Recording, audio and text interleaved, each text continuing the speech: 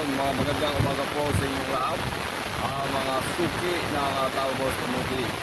Ako po ay makahagis ng Talbos Kamuti upang maigit pa sa talipapa o sa palengke.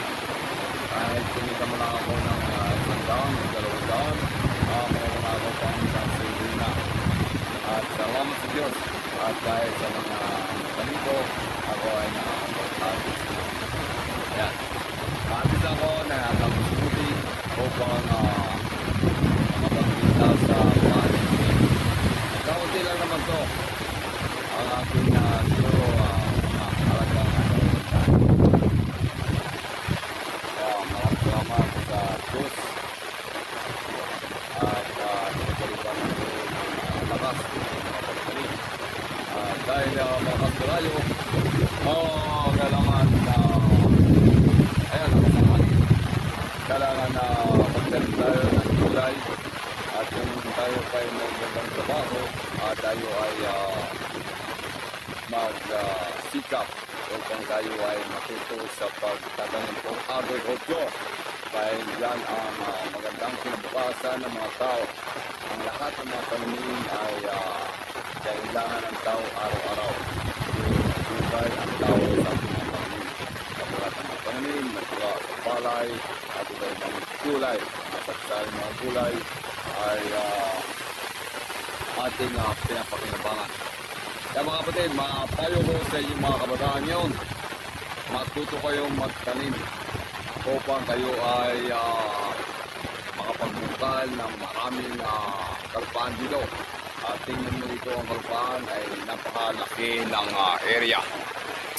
Ay kung kayo mga kabataan, ang payo ko sa inyo ay magtanim kayo, mag-aaral kayo, magbukal ng lupa upang kayo ay makapag-harvest, makapagtanim at makapag-harvest upang makapagbenta kayo sa palengke at may pagkain kayo sa pang-araw-araw mga kabataan.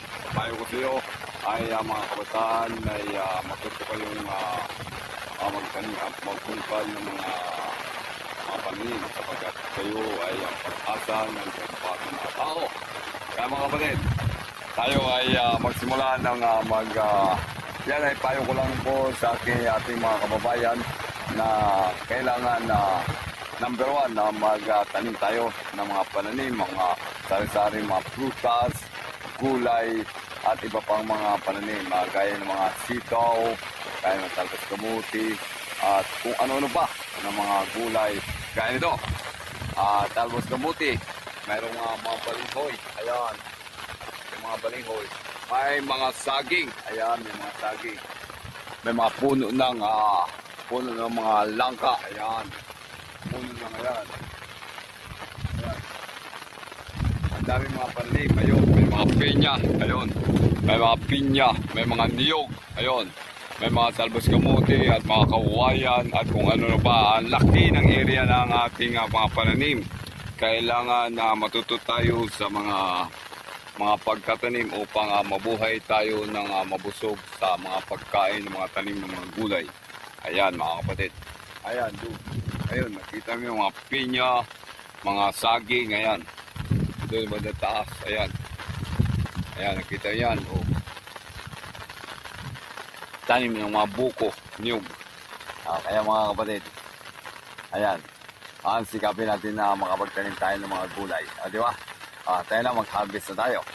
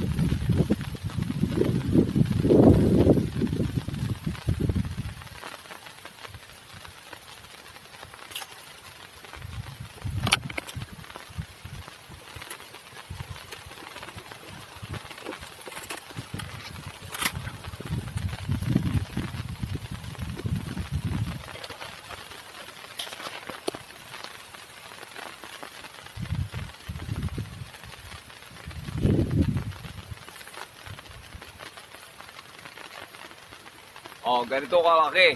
Oh, 10 piso na to. Oh, ganyan.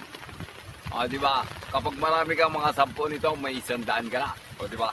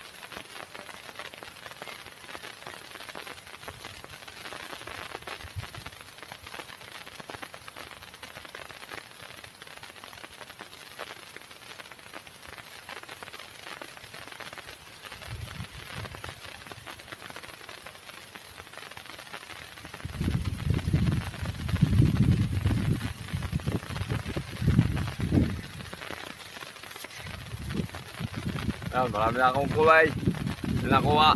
Okay. Thank you sa lahat ng mga agriculturists. Thank you, God.